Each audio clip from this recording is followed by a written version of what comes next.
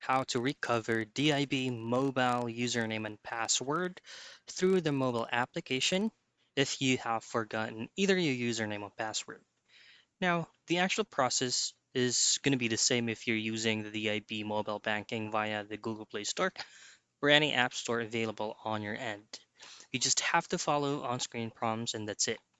So the way they have set it up, their forgotten password feature is by just entering the 16-digit card number of the account that you used and as well as your 4-digit PIN number.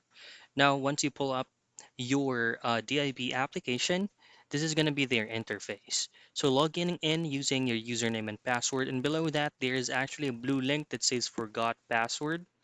Now choose between two, forgot username or forgot password, but you will still be redirected to enter your 16-digit card number and as well as your 4-digit PIN number.